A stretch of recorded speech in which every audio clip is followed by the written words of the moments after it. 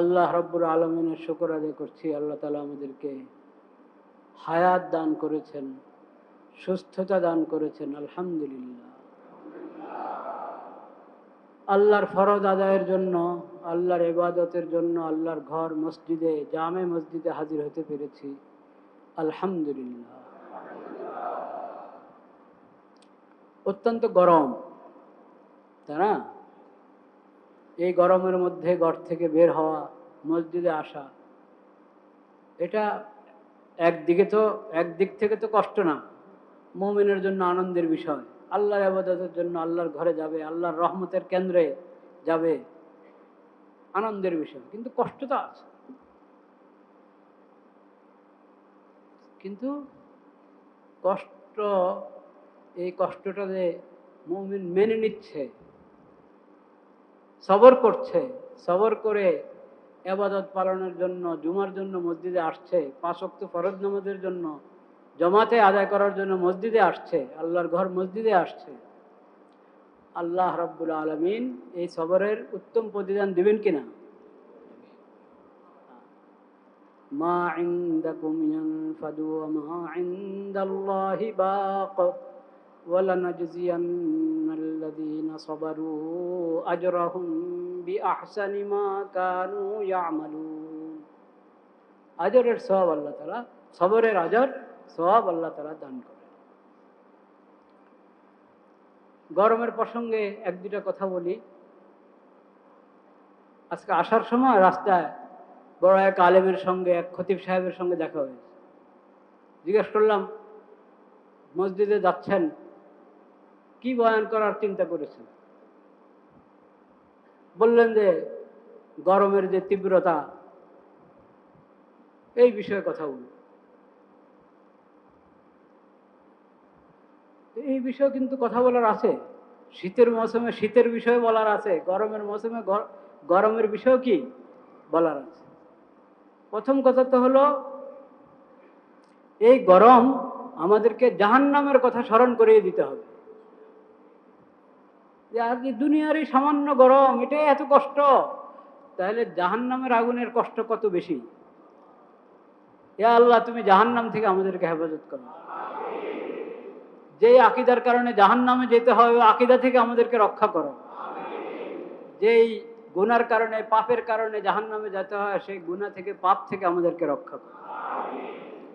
যে আমলের বরকতে, আকীদার বরকতে জান্নাত পাওয়া যায়, সেই আমল এবং আকীদা আমাদেরকে নসিব করো। তো আউযু বিল্লাহি মিন শিদ্দাতিল হার, গরমের তীব্রতা থেকে আমরা আল্লাহর আশ্রয় গ্রহণ করি। যেরকম আউযু বিল্লাহি মিন শিদ্দাতিল বারদ, শীতের তীব্রতা, ঠান্ডার তীব্রতা থেকে আল্লাহর কাছে কি আশ্রয় গ্রহণ করি। আল্লাহই তো রক্ষা করতে পারে। যে এই গরম থেকে, গরম দেখে জাহান্নাম এর কথা স্মরণ করে জাহান্নামের কাছ থেকে দূরে থাকা এবং আল্লাহর কাছে দোয়া করা যে আল্লাহ, তুমি আমাদেরকে জান্নাত দান করো, জাহান্নাম থেকে হেফাজত করো। প্রতিদিন ফজরের পরে, মাগরিবের পর আমরা দোয়া করি না, আল্লাহুম্মা আজিরনি মিনান নার। কয়বার? 7 বার। আল্লাহুম্মা আজিরনি মিনান নার, আল্লাহুম্মা আজিরনি মিনান নার, 7 বার পড়ব, ফজরের পর, মাগরিবের পর, সকাল এবং সন্ধ্যা। সকালে 7 বার, সন্ধ্যা 7 বার। এখন অন্যান্য সময় আপনি পড়তে পারেন এবং যে কোনো দোয়া, আল্লাহর কাছে জান্নাতের প্রার্থনা, জাহান্নাম থেকে বাঁচার জন্য প্রার্থনা, এটার বিভিন্ন দোয়া আছে হাদিস শরীফে। যেমন এক দোয়ার মধ্যে আছে, আসআলুকাল ফাওজা বিল জান্নাতি ওয়াল জিওয়ারা মিনান নার। আসআলুকাল ফাওজা বিল জান্নাতি ওয়াল জিওয়ারা মিনান নার। হে আল্লাহ, আমরা আপনার কাছে জান্নাত দ্বারা আমরা কামিয়াব হতে পারি, জান্নাতের নেয়ামত পেয়ে সফল হতে পারি, সেই প্রার্থনা করছি, এবং জাহান্নাম থেকে মুক্তি পেতে পারি, সেই প্রার্থনা করছি। ওয়াল জিওয়ারা মিনান নার। তো প্রথম কথা তো এটা, যে গরমের কষ্টের সময় জাহান্নামের কথা স্মরণ করে আল্লাহর কাছে জাহান্নাম থেকে আশ্রয় কামনা করা এবং জাহান্নামে নিয়ে যায় এমন যত বদামল আছে, খারাপ কাজ আছে, খারাপ কথা, কর্মকাণ্ড, এসব কিছু থেকে বাঁচার জন্য দোয়াও করব এবং বেঁচে থাকার চেষ্টাও কি করব। দ্বিতীয় কথা হলো লা ইলাহা ইল্লাল্লাহ, লা ইলাহা ইল্লাল্লাহ। যার সাধ্যে যতটুকু তৌফিক আছে, এই গরমের তীব্রতার কারণে মানুষের কষ্ট কমানোর জন্য ব্যবস্থা করা, যার সাধ্যে যতটুকু আছে। এটা জরুরি বিষয় না, আর কাউকে বাধ্য করতে পারবে না। সামর্থ্য থাকলে যদি আমি স্বতঃস্ফূর্তভাবে মানুষের পাশে দাঁড়াতে পারি, যেরকম শীতকালে কিছু শীতের সামান বিতরণ করি না, তো গরমের সময় তো গরমের কষ্ট থেকে মানুষ বাঁচতে পারে, সে যে কোনো ব্যবস্থা আমার সামর্থ্যে আছে, সেটা আমি গ্রহণ করলে আল্লাহ খুশি হবেন, আল্লাহ রাজি হবেন। এবং এটাও জাহান্নাম থেকে বাঁচার একটা আমল। জাহান্নাম থেকে বাঁচার এটাও একটা কি, এটা অনেক কিছু হতে পারে, চিন্তা করে করে আমরা বের করি যার সাধ্যে যার সামর্থ্যে যেটুকু আছে। একটা ব্যাপক কথা যেটা আমাদের দেশে তুলনামূলক চর্চা কম, সেটা হলো পানি, পান করার পানি।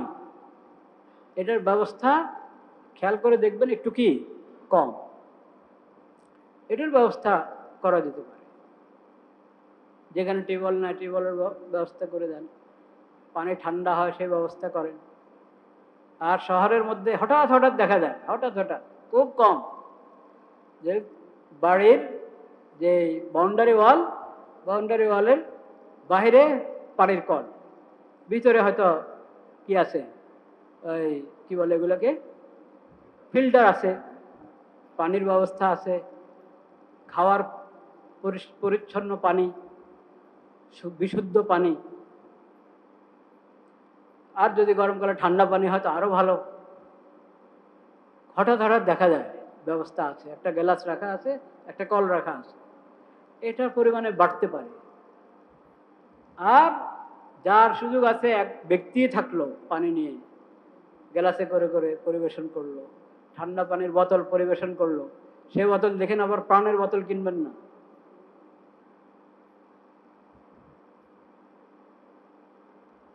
আল্লাহর দুশ্মন, আল্লাহর রসুলের দুশ্মন, দ্বীনের দুশ্মন এবং দেশের দুশ্মনদের পণ্য প্রচার করবেন না, ওটা গ্রহণ করবেন না। ঠান্ডা পানির বোতল বিতরণ করেন। গ্রাম যারা শহরতলি থেকে আসেন, একবারে গ্রামে দেখা যায় এই গরমের মধ্যে কৃষকরা কাজ করছে, কোনো পানি নেই, কেউ হয়তো কলসিতে করে একটু পানি নিয়ে যায়, কেউ নেই, কষ্ট পাচ্ছে।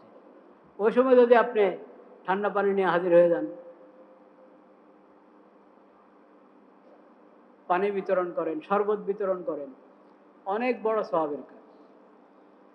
যে এটাতে শরীক হবে সেই সওয়াব পাবে।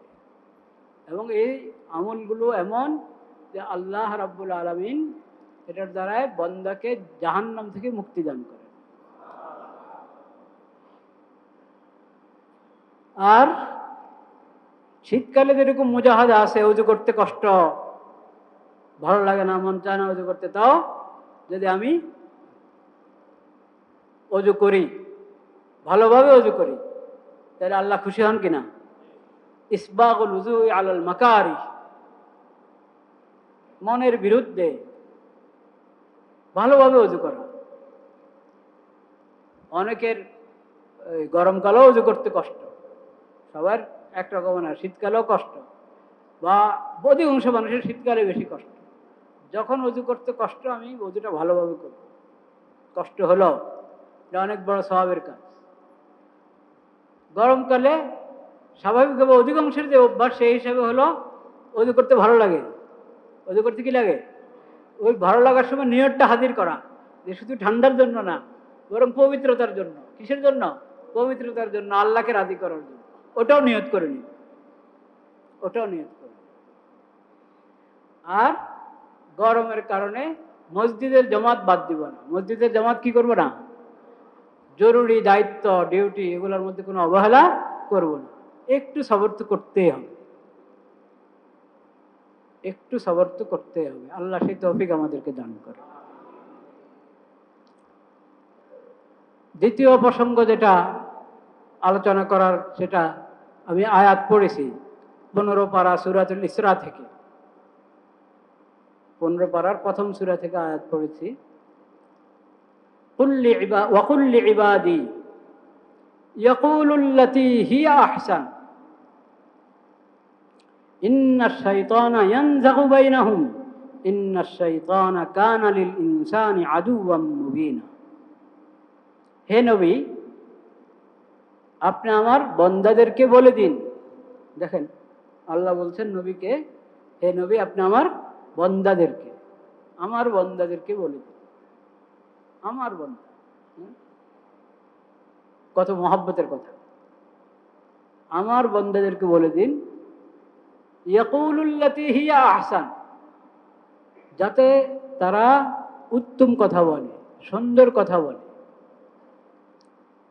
হক কথা বলবে, উত্তম ভাবে বলবে, সুন্দর করে বলবে, আক্রমণাত্মক ভাষায় বলবে না,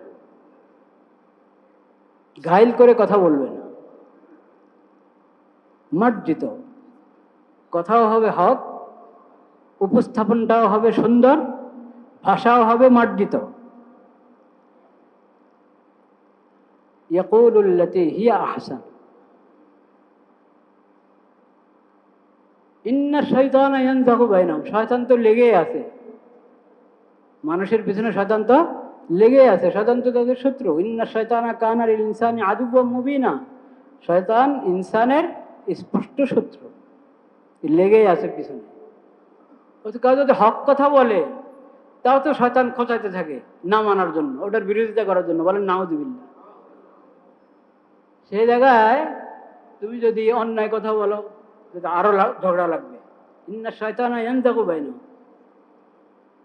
শয়তান দ্বন্দ্ব লাগাবার জন্য বসেই আছে, ভেজাল লাগায়, শয়তানের কাজে ভেজাল লাগায়। তুমি যদি অন্যায় বলো তো আরো বেশি ভেজাল লাগবে। হক কথা বললা, কিন্তু গাইল করে বললা, ভাষা মার্জিত হলো না। হক কথা, তাকে দাওয়াতের নিয়তে হক কথা বলছো, কিন্তু গাইল করে আক্রমণাত্মক ভাবে বলছো, আক্রমণাত্মক ভাষায় বলছো, কষ্ট পাবে। তো শয়তান সুযোগ পাবে, দেখছো তোর কি করলো, তো বাস সে আবার গরম হবে, বলবে আরো কিছু, বাস পাল্টাপাল্টি শুরু হয়ে যাবে। মার্জিত ভাষায় বলো, সুন্দর উপস্থাপন, মার্জিত ভাষা। আর কথা তো হক হইতেই হবে, সেটা তো 1 নম্বর শর্ত। যা বলবা ন্যায় সম্মত কথা হইতে হবে, ইনসাফের কথা হইতে হবে, হকের কথা হইতে হবে, সহি কথা হইতে হবে। গলত বলবে না, অন্যায় বলবে না, পাপের কথা বলবে না। এরপরে হলো ওটার পদ্ধতিটা, উপস্থাপনের পদ্ধতি, ওটাও সুন্দর হবে। এটা একটা কোরআন কারীমের শিক্ষা, এবং নবী করিম সাল্লাল্লাহু আলাইহি ওয়াসাল্লাম হাদিসের মধ্যে, পুরা সিরাতের মধ্যে এটার প্রয়োগ। নবী করিম সাল্লাল্লাহু আলাইহি ওয়াসাল্লাম পুরা জিন্দেগিতে এই বিধানের প্রয়োগ নিজে এটাই করেছেন, সাহাবায়ে কেরামকে এটাই শিখিয়েছেন। ইদফা বিল্লাতী হিয়া আহসান, দাওয়াতের প্রসঙ্গে কথাটা। ওমান আহসানু কাওলাম মিম্মান দাআ ইলাল্লাহ ওয়া আমিলা সালিহান ওয়া ক্বালা ইন্নানী মিনাল মুসলিমিন। এরপরেই তো ইদফা বিল্লাতী হিয়া আহসান, ইদফা বিল্লাতী হিয়া আহসান ফাইযাল্লাযী বাইনাকা ওয়া বাইনাহু আদাওয়াতুন কাআন্নাহু ওয়ালিয়্যুন হামীম।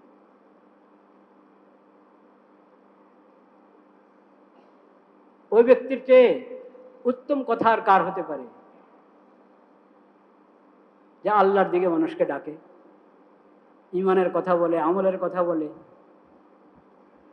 জাহান্নামের কাজ ছাড়তে বলে, পাপের কাজ ছাড়তে বলে, নেক আমল করতে বলে, অন্যের হক আদায় করতে বলে, অন্যের হক নষ্ট করা থেকে বারণ করে। এর সব দাওয়াতের কাজ। দাওয়াতের কাজ অনেক ব্যাপক। যাকে আপনি দিন সম্পর্কে কোনো কিছু বললেন, হকের কথা বললেন, ইনসাফের কথা বললেন, সেটাও দাওয়াত। শরীয়ত সুন্নতের কথা বললেন, একটি আয়াত, একটি হাদিস, একটি মাসালা, একটা সুন্দর কথা, সব দাওয়াত। আল্লাহর দিকে যে দাওয়াত দিচ্ছে, আবার নিজেও নেক আমল করে, ও আমিলা সালিহা, নিজেও নেক আমল করে, ওয়াকালা ইন্নানি মিনাল মুসলিমিন, এবং সে বলে আমি 10 জনের একজন, আমি অন্যান্য মুসলমানদের মতো একজন মুসলমান, আমি সবার মুসলিমদের অন্তর্ভুক্ত, আমি মুসলিমদের অন্তর্ভুক্ত। ইসলামের নিয়ামতের ঘোষণা, আবার সাথে সাথে যে আমি আলাদা কারণ, আপনাদের একজন, আমি সাধারণ। ওমান আহসানু কওলাম মিম্মান দাআ ইলাল্লাহ ওয়া আমিলা সালিহান ওয়া ক্বালা ইন্নানি মিনাল মুসলিমিন। এই দাওয়াতের নির্দেশ দেওয়ার পর আল্লাহ তাআলা বলছেন ইদফা বিল্লাতি হিয়া আহসান।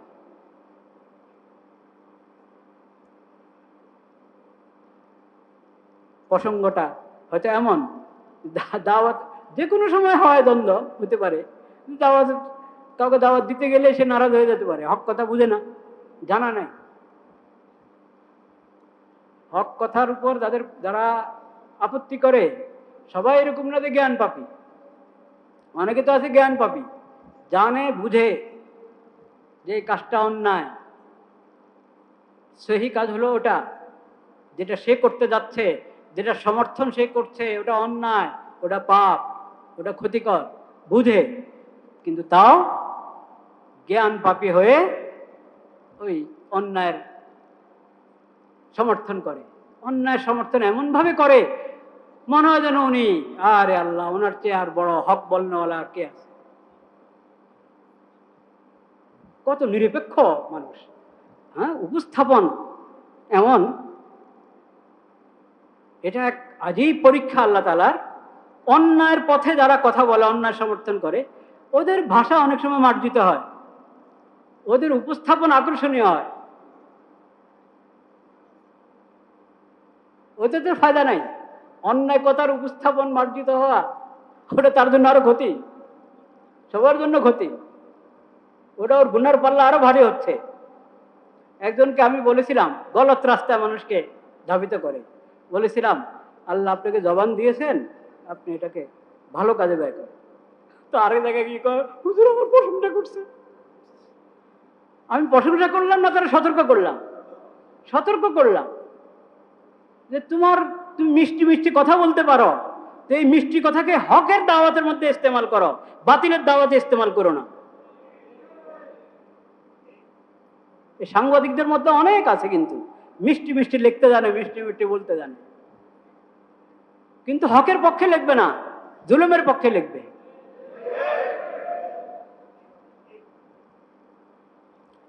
আপনার পাশে এখানে মুসলমানদের পাশের দেশ তো বিশাল দেশ, সের মধ্যে একবারে আপনার সঙ্গে লাগানো, সেখানে মুসলমানরা কুরবানির স্বাধীনতা পায় না,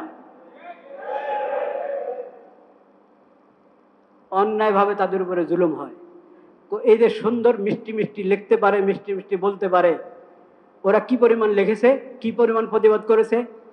সংখ্যালঘু খালি বাংলাদেশে, মুসলিম দেশে অমুসলিম যারা শুধু তারাই সংখ্যালঘু না, অমুসলিম দেশে মুসলিম যদি সংখ্যায় কম হয় তারা সংখ্যালঘু না? তো যে সংখ্যালঘুর জন্য এই দেশের সংখ্যালঘুরা যদি শান্তিতে থাকে, তাও চেঁচাচেতি করে, ওরা তাও খোঁচাখুচি করে পত্রিকায় যে তাদের অধিকার লঙ্ঘন হচ্ছে।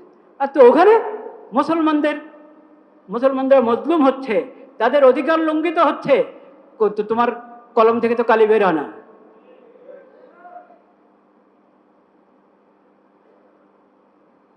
আর এই দেশে এমন একটা প্রেক্ষাপট, এই মাত্র হজ গেল, এই মাত্র ঈদুল আজহা গেল, মাত্র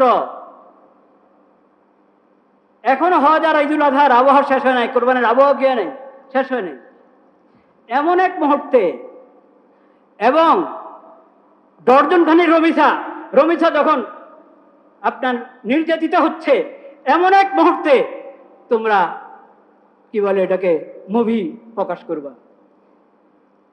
চলচ্চিত্র প্রকাশ করবা। এটা তো সংস্কৃতির নামে কুসংস্কৃতি, ওটা তো আছেই। তাছাড়া এই সময়টা যেখানে পুরা জাতিকে ইস্তেগফার করা দরকার, শাসক শ্রেণী থেকে নিয়ে সবাইকে তওবা ইস্তেগফার করা দরকার, আল্লাহর কাছে হাত উঠিয়ে মুনাজাত করা দরকার। আল্লাহ, আমরা লজ্জিত, আমরা মানবতার কলঙ্ক, আমরা লজ্জিত। আমাদের এই দেশে, আমাদের এই সমাজে এমন বিশ্রী কর্মকাণ্ড ঘটে। আল্লাহ, আমরা লজ্জিত। মুনাজাত তুলো, আল্লাহর কাছে হাত তুলে দোয়া করো, কান্নাকাটি করো, নিজেদেরকে সংশোধন করো, নিজেদের নীতি সংশোধন করো, নিজেদের আইন সংশোধন করো।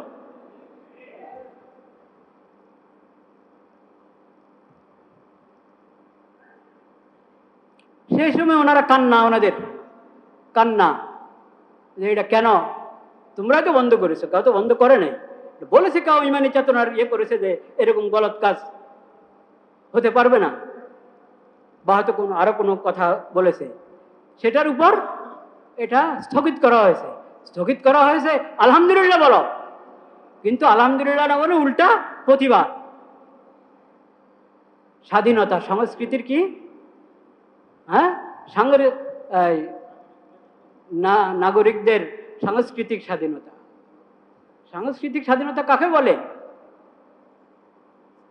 যে তুমি যদি ওই জিনিসকে স্বাধীনতা বলো যে জিনিসের কারণে রমিসা মতো মেয়েরা কিনা নিরাপদ না, ওটা কি সাংস্কৃতিক অধিকার?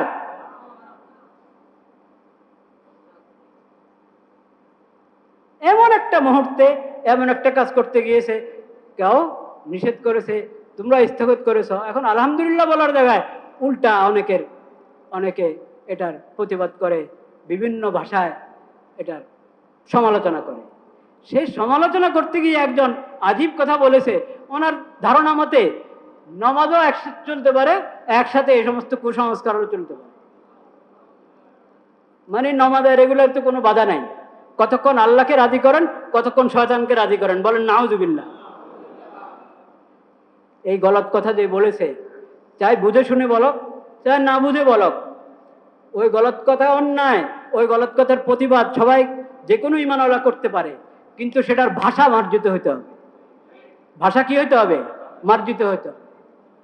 ইয়াকুলুল্লাতী হিয়া আহসান, ওখানে আপনি এরকম স্লোগান দিবেন, এই গাল সেই গাল, এই জুতা, এই সেই, এই সমস্ত কথা, এই সমস্ত ভাষা উচ্চারণ করবেন, এটা ইসলামের শিক্ষা নয়, এটা নবীজির সিরাতের শিক্ষা নয়, এটা দাওয়াতের উসুল নয়, এটা দাওয়াতের আদব নয়।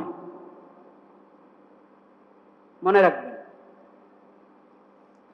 হক কথা খালি বললেই হবে না, হক কথা বলতে হবে, হক পদ্ধতিতে বলতে হবে, ভাষা মার্জিত হতে হবে, উপস্থাপন সুন্দর হতে হবে, নিয়ত ভালো হতে হবে, নিয়ত ভালো হতে হবে।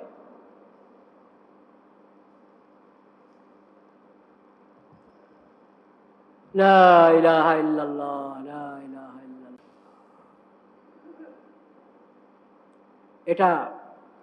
এটা খুব ইসের বিষয়, সবার জন্য, সবার জন্য। যারা আমরা হক বিষয়টা উপস্থাপন করতে চাচ্ছি, আমাদের জন্য অনেক কিছু ভাববার আছে, আমাদের পদ্ধতি ঠিক হতে হবে, সুন্দর হতে হবে। আর যারা গলত রাস্তা নিয়ে যাচ্ছে মানুষকে, তাদের হাতেও তাদের খেদমতেও আমরা অনুরোধ করছি, বুঝার চেষ্টা করে, দ্বীন শিখেন, ঈমান শিখেন, কোরআন শিখেন, সুন্নাহ শিখেন, শরীয়ত শিখেন, জানেন, বুঝেন।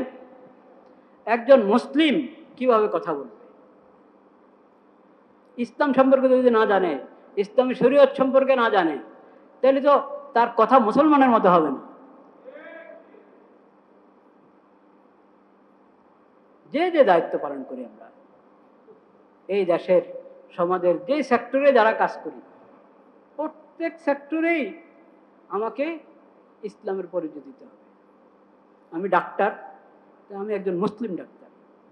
বলুন হুজুর, অমুসলিম ডাক্তারও আছে, অমুসলিম ডাক্তারও সে ডাক্তারের বিষয় ইসলামের যে শিক্ষাগুলো, ওখানে কোনো সাম্প্রদায়িকতা নাই। ইসলামের শিক্ষার মধ্যে কোনো ধরনের কি নাই, সাম্প্রদায়িকতা নাই। ইসলামের শিক্ষাতে কোথাও পাবেন না এটা। প্রত্যেক পেশার লোকদের জন্য ইসলাম যে বিধান দিয়েছে, যে শিক্ষা দিয়েছে, যে কোনো অমুসলিম নিরপেক্ষভাবে ওটা শুনলে অবশ্যই মানতে বাধ্য হবে, অবশ্যই মানবে সে। আপনি ডাক্তার, আপনি ইঞ্জিনিয়ার, আপনি সমাজসেবক, যেই লাইনে যার কাজ, প্রত্যেক পেশাওয়ালার দায়িত্ব ওই বিষয় আল্লাহ রাব্বুল আলামিনের কি হুকুম, নবী করিম সাল্লাল্লাহু আলাইহি ওয়াসাল্লামের সিরতের মধ্যে ওই বিষয় কি শিক্ষা রয়েছে ওটা জানার একটা। ইসলামী মূল্যবোধ, সামাজিক মূল্যবোধ, মূল্যবোধ ভালো কথা, কিন্তু মূল্যবোধ পাবেন কই? এবং মূল্যবোধের পূর্ণ সবকটা আপনাকে কে দিবে বলেন? মূল্যবোধের খণ্ডিত সবক দিয়ে আপনি সমাজ সংশোধন করতে পারবেন না। মূল্যবোধের পূর্ণ সবক গ্রহণ করতে হবে, সেটা পাবেন কোরআন থেকে, সেটা পাবেন হাদিস থেকে, সেটা পাবেন নবী করিম সাল্লাল্লাহু আলাইহি সাল্লামকে আল্লাহ যে শরীয়ত দান করেছেন সেই শরীয়ত থেকে, সেটা পাবেন নবীজির সিরত এবং সুন্নতের মধ্যে। ওখান থেকে নিতে হবে, আর নয়তো খণ্ডিত। খিয়ারুহুম ফিল জাহিলিয়া খিয়ারুহুম ফিল ইসলাম, তাও তো শর্ত আছে। ইদা ফাকহু, দ্বীনের সমাজ হাসিল করতে হবে, দ্বীনের সমাজ হাসিল করতে হবে। আল্লাহ তাআলা সেই তৌফিক আমাদেরকে দান করেন। আস্তাগফিরুল্লাহ আস্তাগফিরুল্লাহ আস্তাগফিরুল্লাহ, লা ইলাহা ইল্লাল্লাহ লা ইলাহা ইল্লাল্লাহ লা ইলাহা ইল্লাল্লাহ লা ইলাহা ইল্লাল্লাহ লা ইলাহা ইল্লাল্লাহ। তো দ্বীনের সমাজ, ইসলামী শরীয়তের ইলম, এটা ব্যাপক হতে হবে, ঘরে ঘরে যেতে হবে।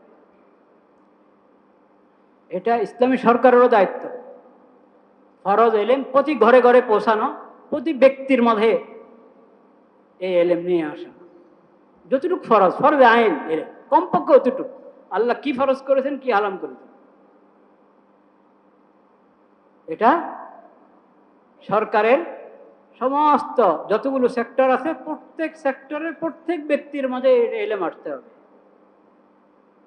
এবং জনসাধারণের মধ্যে, নাগরিকদের মধ্যে প্রত্যেকের এই ইলমটা হাসিল করতে হবে। তারপরে না বুঝবে কোনটা হক, কোনটা হক হালাল বুঝবে, কোনটা হারাম কোনটা হালাল এটা বুঝবে, কোনটা করণীয় কোনটা বর্জনীয় ওটা বুঝবে। নতুবা তো সে যেটা বর্জনীয় ওটার পক্ষে অবস্থান গ্রহণ করবে, যেটা করণীয় ওটার বিপক্ষে অবস্থান গ্রহণ করবে, সহিহ ইলম না থাকার কারণে। সহিহ ইলম হাসিল করতে হবে, সাথে সাথে দ্বীনের সমাজটাও হাসিল করতে হবে, সাথে সাথে দ্বীন ঈমানের বিষয়ে সচেতনতা অর্জন করতে হবে। দ্বীন ঈমানের বিষয়ে কি অর্জন করতে হবে? সচেতনতা অর্জন করতে হবে। এই সচেতনতা যদি না থাকে তাইলে প্রতারণার শিকার হয় মানুষ। কিসের শিকার হয়? প্রতারণা। প্রতারণা। এই যে অধিকার, মানব অধিকার, এই অধিকার, অধিকার বলতে আপনি কি বুঝেন? অধিকার, অধিকার আর অধিকার না, কোনটা অধিকার কোনটা অধিকার না,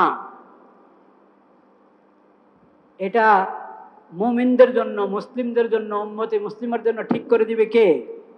আল্লাহ রাব্বুল আলামিন। অধিকারের কথা তো কোরআন হাদিসে আছে। অন্যের অধিকার নষ্ট করো না, অন্যের অধিকার যথাযথ আদায় করো। কার কি হক, কার কি অধিকার সব বলে দেওয়া আছে। এখন আপনি কোরআন হাদিস থেকে অধিকারের গুরুত্বটা শুনাইলেন, কিন্তু অধিকারের সংজ্ঞা কোরআন হাদিস থেকে নিলেন না, অধিকারের সংজ্ঞা পশ্চিমাদের থেকে নিলেন। এটা জায়েজ হবে? এটা না জায়েজ। অধিকারের গুরুত্ব, অধিকারের প্রতি মানুষকে উদ্বুদ্ধ করার ক্ষেত্রে যেমন কোরআন সুন্নাহর আয়াত হাদিস উদ্ধৃত করছেন, এরকম কোনটা অধিকার কোনটা অধিকার না এই বিষয়ে কোরআন হাদিসের আয়াত হাদিস উদ্ধৃত করতে হবে। অধিকারের গুরুত্ব বর্ণনা করলেন কোরআন হাদিস থেকে, নবীজির সুন্নাহ এবং সিরত থেকে, কিন্তু অধিকারের সংজ্ঞা নিলেন হলো পশ্চিমা সভ্যতা থেকে। এটা হারাম, এটা বিকৃতি।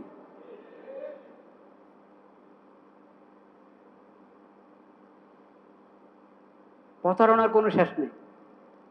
তথ্য সন্ত্রাস খারাপ কি খারাপ না? খারাপ। তথ্য সন্ত্রাস খারাপ।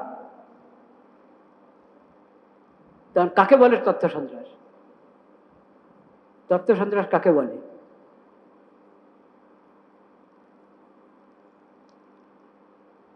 যে প্রত্যেক ধর্মবাসী ধর্মওয়ালাদের জন্য তার তার ধর্ম অনুযায়ী চলার অধিকার আছে কি নাই?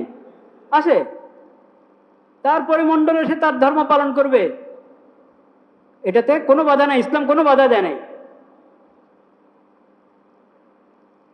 ধর্মীয় স্বাধীনতা আছে, কিন্তু ধর্মীয় স্বাধীনতার ব্যাখ্যা কি? ধর্মীয় স্বাধীনতা শুধু হিন্দুদের জন্য, হ্যাঁ, মুসলমানদের জন্য না। মুসলমানরা গরু দিয়ে কোরবানি করবে, এটা তার অধিকার আছে কিনা? তো মুসলমান গরু দিয়ে কোরবানি করতে চায়, তুমি বাধা দিলা, তাকে পিটাইলা, মার দিলা, এটা তার অধিকার হলো কিনা? তুমি বলছো মা, গরু হলো আমাদের মা। তো গরু মা কি মানে? এটা হিন্দু পণ্ডিতরাই তো বলে দিচ্ছে নাকি? হিন্দু পণ্ডিতরাই তো হিন্দুদের গ্রন্থ থেকে দেখিয়ে দিচ্ছে গরু মা কি মা না। গরুর এবাদত একটা তো ইসলামের শিক্ষা, তাওহীদের শিক্ষা, আবাদত একমাত্র আল্লাহ। কিন্তু হিন্দুদের ধর্মগ্রন্থ দিয়েই কি গরু মা হওয়া, গরুর পেশাব পান করার মধ্যে সওয়াব থাকা, হ্যাঁ, গরুর ইবাদত করা, এগুলোকে ওদের ধর্মের মধ্যে ওরা কি প্রমাণ করতে পারে? ওদের পণ্ডিতরা তো ওটার বিরোধিতা করছে তাদের ধর্মগ্রন্থের উদ্ধৃতি দিয়ে। ছাড়লাম ওই কথা, ওটা তোমাদের বিষয়, তোমরা ফয়সালা করো। ছাড়লাম ওই বিষয়ে, আমি বললাম না। কিন্তু কথা হলো, তোমার ধর্ম বিশ্বাস হলো গরু মা, মুসলমানের ধর্ম বিশ্বাস হলো যেটা সকল সত্য ধর্মের মধ্যে আগে যেগুলো সত্য ছিল, পরে তারা গোড়া থেকে বিচ্ছিন্ন হয়ে গেছে, বিকৃত করে ফেলেছে। প্রত্যেক ধর্মের মধ্যে এক কথা, আলামা রাযাকাহুম ওয়ালিকুল্লি উম্মাতিন জাআলনা মানসাকাল লিয়াযকুরু ইসমাল্লাহ আলামা রাযাকাহুম মিন বাহিমাতিল আনআম ফাইলাহুকুম ইলাহুম ওয়াহিদ ফালাহু আসলিমু। প্রত্যেক উম্মতের জন্য কোরবানি, প্রত্যেক উম্মতের জন্য আল্লাহ কোরবানির শিক্ষার মধ্যে তাওহীদের শিক্ষা দিয়েছেন এবং আল্লাহর বিধানের আনুগত্যের শিক্ষা দিয়েছেন। আল্লাহর নামে আল্লাহর দেওয়া পশু কি হবে? জবা হবে, বিসমিল্লাহ আল্লাহ করে জবা হবে। তুমি বলছো যে না, গরু জবা করা যাবে না, লুকায়া গরুর গোশত খাচ্ছ, লুকায়া গরু কোরবানির জন্য বিক্রি গরু দিচ্ছ, এমনি দেখাচ্ছ, এটা তোমাদের ধর্মীয় বিষয়। তোমাদের ধর্মীয় বিষয় তুমি তো পালন করো, কিন্তু তোমারটা আরেকজনের উপরে চাপিয়ে দিচ্ছ, এটা অন্যায় কিনা? অন্যায়। তো এখন স্বাধীনতা তো শুনতে কত সুন্দর শব্দ, কিন্তু মুসলমানরা যদি হয়তো মুসলমানদের ধর্মীয় স্বাধীনতা লঙ্ঘিত হোক, এটাতে আমাদের কোনো করার কিছু নেই। এটা তাদের, এটা ইন্ডিয়াওয়ালাদের কি ব্যক্তিগত বিষয়, কি বলে এটাকে, তাদের নিজেদের বিষয়, হ্যাঁ, অভ্যন্তরীণ বিষয়। এটা ইন্ডিয়াওয়ালাদের অভ্যন্তরীণ বিষয়। আর বাংলাদেশের হিন্দু যারা আছে ওরা পুরা শান্তিতে আছে, তাও মিথ্যা বানাওয়াট বানানো হয় যে ওদের উপরে জুলুম হচ্ছে, তখন আর এটা অভ্যন্তরীণ বিষয় থাকে না। তখন এটা একবারই মোদি থেকে নিয়ে আরো কত পর্যন্ত টাম পার হয়ে কোথায় চলে যায়। এগুলো প্রতারণা কিনা? স্বাধীনতা কাকে বলে? স্বাধীনতার সঠিক ব্যাখ্যা, সঠিক প্রয়োগ যদি পেতে চাও, তালাশ করো, তো পাবে একমাত্র ইসলামের কাছে, একমাত্র নবীর সিরত এবং সুন্নাহর মাঝে। প্রতারণার অনেক দিক আছে। শব্দ ব্যবহার করা হয় আকর্ষণীয়, ব্যাখ্যা করা হয় গলত ব্যাখ্যা, অপব্যাখ্যা, বা কুসংস্কৃতি এবং গলত সভ্যতাওয়ালাদের থেকে ধার করে এনে ব্যাখ্যা দেওয়া হয়। ইসলামের যে ব্যাখ্যা, যেটা পবিত্র ব্যাখ্যা, ইনসাফওয়ালা ব্যাখ্যা, সেই ব্যাখ্যা থেকে নিজেরাও বেখবর থাকে এবং সমাজকেও বেখবর রাখতে চায়। আল্লাহ তাআলা এমন লোকদেরকে হেদায়েত দান করেন। ওয়া আখিরু দাওয়ানা আলহামদুলিল্লাহি রাব্বিল আলামিন। ক্বাবলা জুমা সুন্নাত যাদের বাকি আছে সুন্নাত পড়ে ফেলি।